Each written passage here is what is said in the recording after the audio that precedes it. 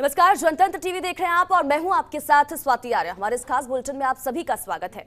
BJP ने पंजाब चुनाव के लिए 34 कैंडिडेट की पहली लिस्ट जारी कर दी है। इनमें 12 किसान परिवारों से जुड़े नेताओं को टिकट दी गई है।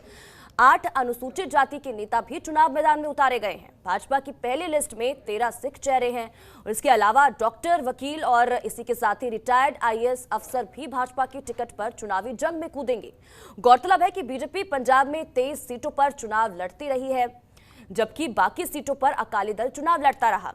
बीजेपी का पंजाब में कैप्टन अमरिंदर सिंह की पंजाब लोक कांग्रेस और इसी के साथ ही संयुक्त अकाली दल के साथ गठबंधन है। संभावना जताई जा रही है कि 65 सीटों पर बीजेपी और इसी के साथ ही 40 के करीब सीटों पर पंजाब लोक कांग्रेस और 10 सीटों पर संयुक्त अकाली दल चुनाव लड़ेगा।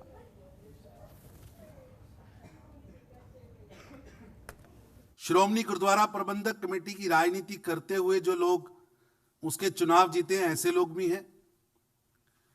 भारत का नाम विश्व में रोशन करने वाले खिलाड़ी भी हैं, किसान भी हैं, उद्योगपति भी हैं, युवा भी हैं, महिला भी हैं, छोटे दुकानदार भी हैं और मजदूर भी हैं और पूर्व आईएएस भी हैं। इन सब कैटेगरीज को हमने 34 सीटों में पहली लिस्ट में एडजस्ट किया है। कितना scientific system Bharatiya Janata party ने बनाया है। 5 जनवरी को फिरोजपुर में हुई घटना से यह पता चलता है कि प्रधानमंत्री की सुरक्षा भी इनके लिए महत्वपूर्ण है और जिसके कारण उन्होंने जिस प्रकार की दुर्घटना वहां पर घटना की गई, उसे साफ जाहिर होता है कि वहां पर प्रधानमंत्री जैसे पद भी सुरक्षित नहीं है।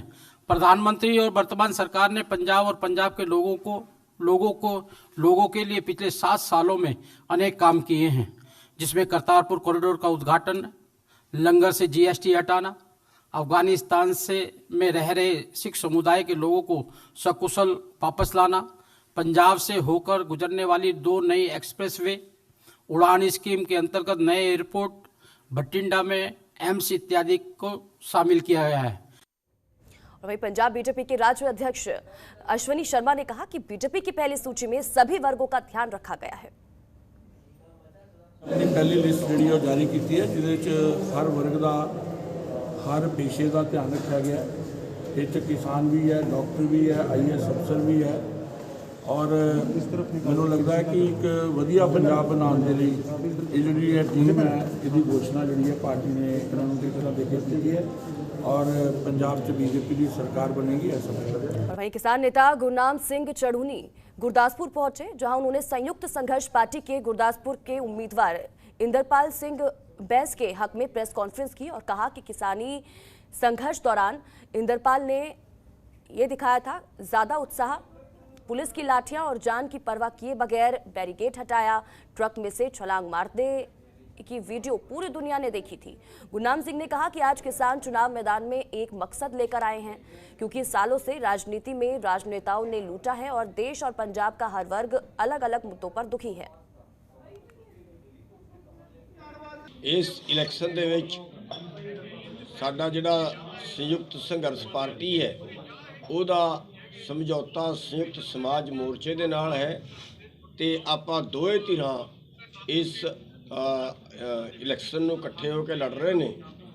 जिहड़ी गुरदासपुर सीट है, गुरदासपुर सीट तो साडे बड़े जुझारू जिहड़े उम्मीदवार ने इंदरपाल जी, जिहड़े साडी पार्टी दे पंजाब दे युवा प्रधान भी ने, उन्हां नूं असीं उम्मीदवार बनाया है, जिन्हां दा इस अंदोलन दे विच एक बड़ा वड्डा योगदान रहा है। जिहड़ा शंभू बैरीकेड तोड़ के पंजाब वाले गए ने, वो तोड़न वालियां दे विच सब तो अगे रहे ने। जिहड़े उन्हां अपने डंपर वगैरह लाए सी, उन्हां नूं सब तो अगे होके इन्हां ने ही हटाया सी। वहीं आदि बद्री में बांध के निर्माण को लेकर शुक्रवार को पंचकूला में आयोजित समारोह में हरियाणा और हिमाचल सरकार के बीच एमओयू साइन हुआ। हरियाणा के मुख्यमंत्री मनोहर लाल और हिमाचल के मुख्यमंत्री जयराम ठाकुर की मौजूदगी में दोनों प्रदेश के मुख्य सचिव ने समझौता ज्ञापन पर हस्ताक्षर किए। आदि बद्री में डैम बनने से क्षेत्र को बहुत लाभ होगा। आदि बद्री बांध के निर्माण से हरियाणा और हिमाचल के किसानों को सिंचाई और इसी के साथ ही पीने के पानी के लिए पानी उपलब्ध होगा। इसके साथ ही बरसात के दिनों में आदि बद्री और हरियाणा के यमुनानगर जिले के विभिन्न क्षेत्रों में बारिश के पानी से बाढ़ की स्थिति उत्पन्न होने से भी निजात मिलेगी। आदि बद्री में 88 हेक्टेयर भूमि बांध में डूब जाएगी, जिसमें हिमाचल की 77 हेक्टेयर भूमि और हरियाणा की 11 हेक्टेयर भूमि जलमग्न होगी। बांध का निर्माण कार्य होने से 3 किलोमीटर की झील बनेगी। करीब 100 करोड़ रुपए की लागत से बनने वाले इस बांध का निर्माण हिमाचल के जिला सिरमौर के नाहन विधानसभा क्षेत्र की मातर पंचायत में हरियाणा की सीमा पर होगा, जिसमें काफी हिस्सा सिरमौर जिले में भी आ रहा है। आज का ये अवसर वास्तव में एक ऐतिहासिक अवसर है। वो सारा घटनाक्रम यानी लगभग 35 वर्ष का घटनाक्रम जिससे मैं स्वयं जुड़ा हुआ हूँ, वो आज चित्र घूम रहा है। 1986-87 में मैं यमुनानगर में संघ का जिला प्रचारक था। उस समय जगाधरी जिला कहते थे हम, बाद में यमुना जिला बना। मान्यवर दर्शनाथ जी जैन से निरंतर भेंट होती थी, वो जगाधरी रहते थे। उनके मन में दो विषय ऐसा जैसे जीवन का कोई लक्ष्य लेकर के चल रहे हों, इस प्रकार से दो विषयों को लेकर के वो चल रहे थे। एक उसमें सरस्वती शोध और दूसरा पानीपत के अंदर जो पानीपत की लड़ाइयाँ हुई वहाँ पर शहीद योद्धा स्मारक ऐसा करके एक बड़ा कोई प्रकल्प किया जाए, ऐसे दो विषय उनके जीवन के एक प्रकार से टारगेट लेकर के वो चल रहे थे। जब भी मिलते इन विषयों पर वो चर्चा करते। उसी दौरान डॉक्टर विष्णु वाकड़कर जी इतिहासकार हैं, वो इन चीज़ों पर बहुत कुछ शोध करते रहते थे, तो नहीं रहे। तो पता लगा कि वो सरस्वती के ऊपर कुछ शोध करने के नाते से आ रहे हैं और यात्रा करेंगे। जैसा बताया, आदि बद्री से वो यात्रा शुरू हुई और कच्छ तक वो यात्रा गई। मैं केवल 4 दिन ही उनके साथ रहा था, प्रारंभ में आदि बद्री से शुरू होकर, और हरियाणा का हिस्सा लगभग ये पेवा कैथल तक, इस हिस्से को 4 दिन में उन्होंने कवर किया। और बहुत जानकारियाँ, हमको नहीं कोई जानकारी थी कि सरस्वती नदी उसका कोई अंडर करंट है, आदि बद्री, और यहाँ पहाड़ों से पीछे से नदी कभी रही होगी हज़ारों साल पहले, वहाँ पहाड़ों का विघटन हुआ। उस समय सरस्वती जो बहुत विशाल नदी का कभी हुआ करती थी, उसका पानी अवरुद्ध होकर के और साइडों में निकल गया। आज ये ऐतिहासिक पल है जब जिस सरस्वती को हम ज़मीन पर नहीं देख पा रहे हैं, जिसकी वजहें यहाँ पर मुझसे पहले जो प्रेजेंटेशन के माध्यम से बहुत सारी बताई गई, एक पवित्र प्रयास है ये आदरणीय मनोहर लाल जी की ओर से जो प्रस्ताव हमारे सामने रखा गया, और हम उसमें शामिल होकर के मिल करके उस दिशा में करने की कोशिश कर रहे हैं इस प्रयास को, ताकि ये सरस्वती नदी ज़मीन पर दिखे और इसके अस्तित्व को जहां हमारे आज से पहले ऋषि मुनियों ने स्वीकार किया, आज से पहले इतिहास के हिस्सों ने स्वीकार किया, और आने वाली जनरेशन, आने वाली पीढ़ी भी इसको स्वीकार करे, उस दृष्टि से बहुत महत्वपूर्ण कार्यक्रम आज का ये है।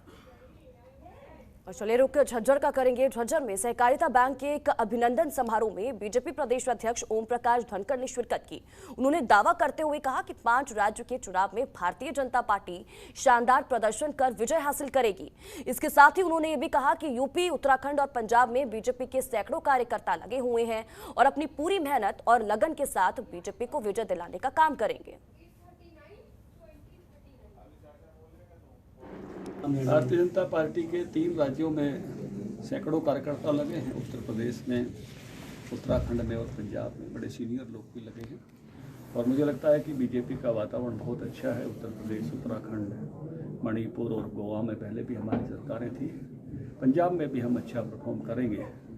पहली बार वहाँ की बीजेपी को मौका मिल रहा है, नहीं तो बहुत थोड़ी सीटों पर लड़ती थी।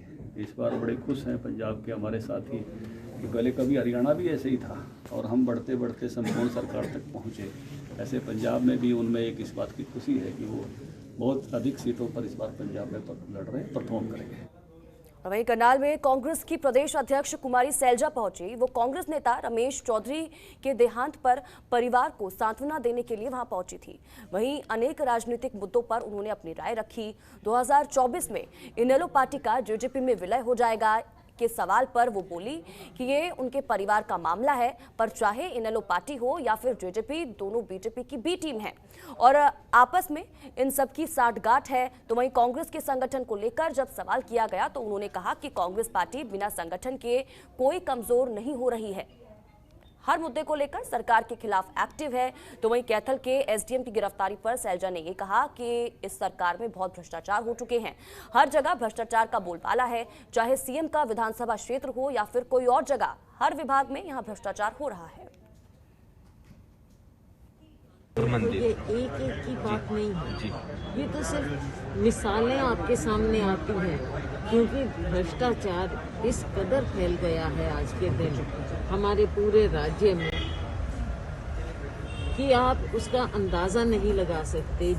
जितने स्कैम इस सरकार में हुए हैं, ऐसा कभी इतिहास में नहीं हुआ। हर मामले में, हर निगम में, हर जगह, ये चाहे लोकल लेवल पर हो चाहे राज्य के लेवल पर हो, इतने बड़े बड़े स्कैम हुए हैं। भ्रष्टाचार इतना ज़्यादा चरम सीमा पर पहुंच चुका है कि आम नागरिक इससे बुरी तरह से त्रस्त है। और इससे ज़्यादा बड़ा फेलियर सरकार का क्या होगा कि खुद मुख्यमंत्री जी के अपने क्षेत्र में इस तरह की बातें सामने आ रही हैं। बातें सामने बहुत कम आती हैं, लेकिन व्यापक रूप से भ्रष्टाचार हर स्तर पर। और यार कोई एक छोटे से ब्रेक के लिए जल्द हाजिर होंगे। खबरों के निष्पक्ष विश्लेषण के लिए सब्सक्राइब करें Janatantra TV and press the bell icon. Never miss any update.